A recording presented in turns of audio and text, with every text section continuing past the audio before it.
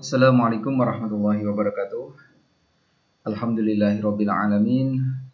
Malah kita bersama-sama membaca basmalah sebelum kita memulai perkuliahan kita pada pagi kali ini. Bismillahirrahmanirrahim. Teman-teman semuanya, dalam pembahasan kita yang kemarin ya, pertemuan pertama, kita membahas mengenai bagaimana hadis-hadis kemudian hubungannya dengan hukum pidana. Selanjutnya kita akan membahas mengenai pemahaman hukum pidana itu sendiri, jadi berkaitan dengan bagaimana kita mempelajari hukum pidana, kemudian kita melihat itu dalam perspektif hadisnya. Bahwasanya hukum pidana itu kalau kita melihat pendekatannya di sini, itu ada dua ya. Yang pertama adalah hukum pidana konvensional kita. Kemudian yang kedua adalah hukum pidana Islam, gitu. Jadi banyak sekali yang memuatkan mengenai teori hukum pidana itu, baik itu yang dari Indonesia maupun dari luar negeri. Misalnya dari beberapa pendapat dari Charles W. Thomas, kemudian dari John A. Conlin juga berpendapat mengenai bagaimana hukum pidana itu ditafsirkan. Dengan berbagai macam teori-teori yang disampaikan berkaitan dengan hukum pidana, kalau kita ringkas adalah ada beberapa aspek penting di situ, yaitu meliputi aspek kaidah-kaidahnya, asas, kemudian kita berbicara mengenai konteksnya, gitu. Lalu sebenarnya bagaimana hukum pidana itu berjalan? Hukum pidana akan berjalan ketika ada aturan-aturan hukum yang kemudian itu disadari di masyarakat sebagai sesuatu hal yang mengikat, kemudian adanya perbuatan-perbuatan yang telah dilarang, kemudian perbuatan tersebut telah memenuhi unsur-unsur tindakan pidana, maka itu bisa dikatakan suatu tindakan pidana yang kemudian bisa diproses secara hukumnya di pengadilan, di peradilannya. Kemudian bagaimana kita melihat permasalahan hukum pidana itu dalam hal penetapannya? Dalam hal penetapannya tentunya kita akan melihat dari segi perbuatan dan konteksnya. Ini yang akan terus dibahas dalam perkuliahan kita, bagaimana kita melihat perkembangan perbuatan tindak pidananya. Kemudian yang kedua kita melihat dari segi modernisasi, artinya perkembangan hukum pidana, pembaharuan hukum pidana itu semacam apa gitu. Nah itu karena kita harus menyesuaikan dengan perbuatannya tersebut. Kemudian nanti di situ akan ada pembahasan yaitu terkait dengan substansinya, kemudian yang kedua terkait dengan acaranya. Artinya ini berkaitan dengan materialnya dan juga formilnya di sini. Nah di Indonesia nanti apa yang akan kita gunakan yaitu berkaitan dengan KUHP tentunya, kemudian berkaitan dengan KUHAP juga. Sejarah hukum pidana di kita sangat panjang sekali, di mana kita harus menghargai hukum-hukum yang hidup di masyarakat, kemudian hukum agama juga, kemudian kita menghargai hukum internasional juga. Jadi permasalahan tindakan pidana ini atau hukum pidana ini nanti bisa disesuaikan dengan berbagai macam aspek. Makanya ada semacam penggolongan berkaitan dengan itu, misalnya ada berkaitan dengan kejahatan, ada yang berkaitan dengan pelanggaran, kemudian ada yang nanti tindakan pidana yang material, formal, dan sederhana gitu. Ada yang biasa, ada yang aduan deliknya nantinya. Nah itu dari kesemuanya nanti mengandung unsur-unsur yang hampir sama sebenarnya dengan hukum pidana Islam di situ. Di mana nanti kita melihat suatu tindakan kejahatan tersebut masih percobaan atau sudah dilakukan, direncana atau tidak. Kemudian keikutsertaan, apakah ada orang lain yang mengintimidasi, yang ikut membantu dan yang lain.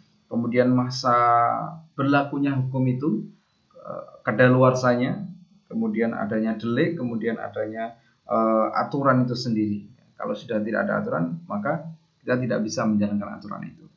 Nah itu. Kecuali kita nanti akan dimasukkan ke dalam permasalahan regulasinya gitu ya, kebijaksanaan hukumnya. Itu yang berkaitan dengan permasalahan hukum pidana.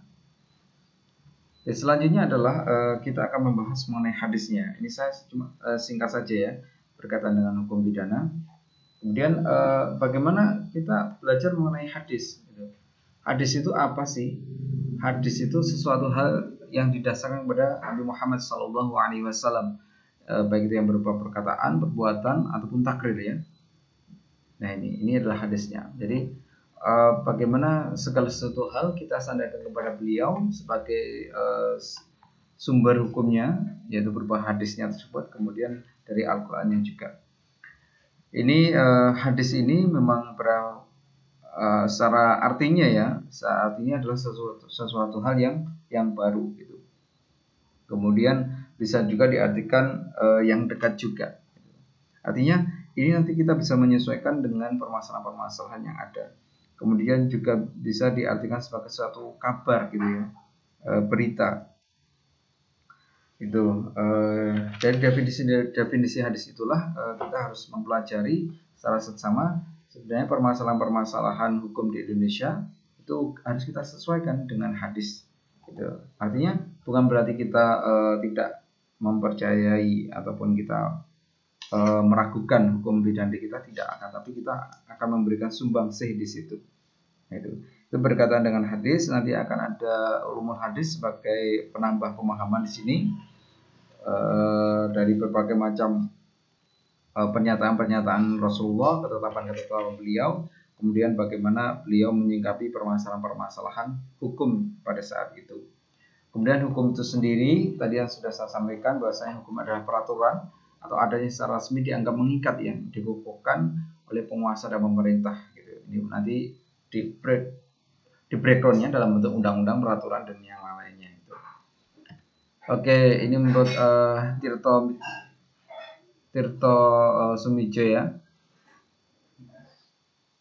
Hukum adalah keseluruhan aturan atau norma yang ditakuti dalam berbagai macam tindakan gitu, dalam pergaulan hidup. Bagi yang melanggar hukum akan kena sanksi, denda, kurungan penjara, dan sanksi lainnya. Gitu.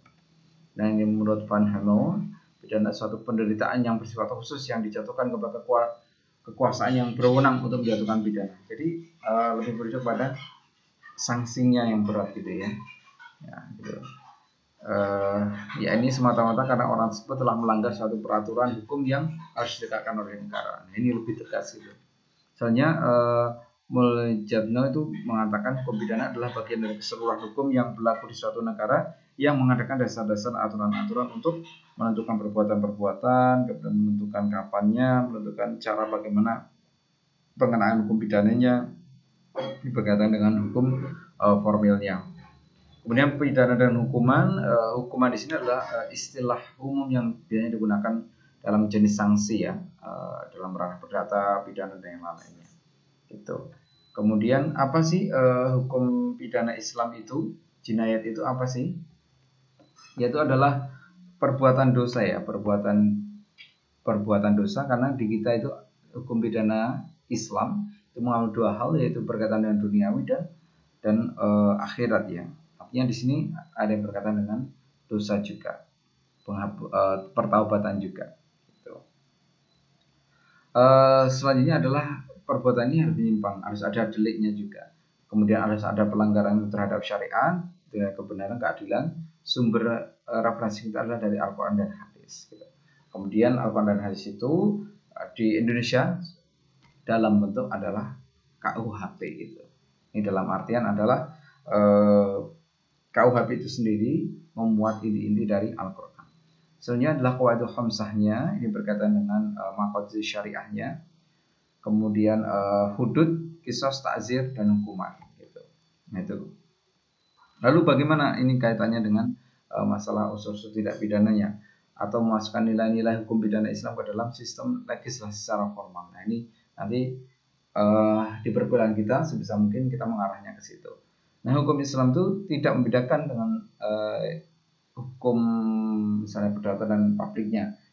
Ini dikarenakan sistem hukum Islam itu pada hukum perdata misalnya terdapat segi publik, kemudian pada hukum publik ada segi-segi perdatanya juga. Nah, kemudian itulah yang membuat Islam atau hukum Islam itu memuat beberapa pengkategorian hukum-hukum di sini. Nah, itu seperti itu.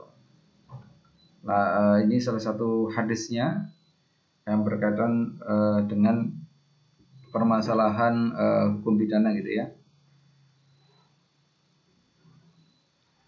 Kemudian ini, jadi kita harus menjauhi 7 perkara yang membinasakan,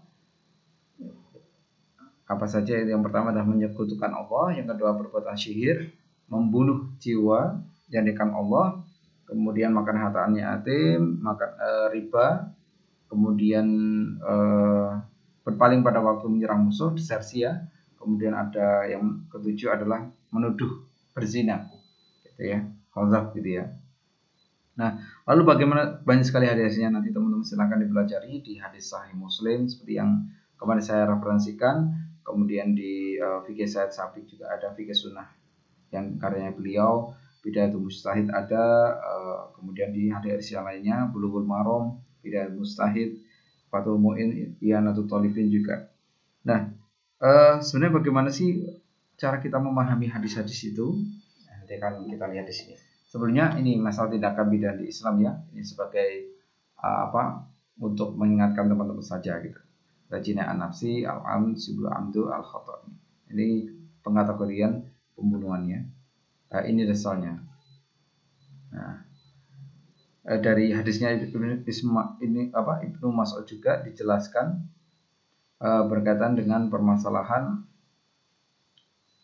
pembunuhan gitu ya. Bahwasanya dari Ibnu Mas'ud itu menyatakan qala Rasulullah sallallahu alaihi wasallam la yahillu damu mri'in muslim yashhadu alla ilaha illallah wa anna rasulullah illa bi ihdasi salasi sayyibiz zani wan nasibin nafsi wa tariki lidinihi mufariqi lil jamaah gitu. Jadi terkait dengan ketentuan pembunuhan gitu ya. Nah, ini ranahnya. Ada yang sujjajul wal jarahu, ini terkait dengan pelukaan. Lalu yang berkaitan dengan ikhtilaful manafi' berkaitan dengan menghilangkan fungsi ya, fungsi dari tubuh, fungsi mata gitu, menyebabkan buta dan lain. Lalu yang ketiga adalah berkaitan dengan itlafu a'dha'i, jadi berkaitan dengan menghilangkan salah satu anggota tubuh. Ini sebagai contoh pembahasan kita saja, ada hadis berkaitan dengan hukuman mati. Gitu. Selanjutnya adalah ini dari hadis Ibnu Mas'ud tadi ya. Nah, ini.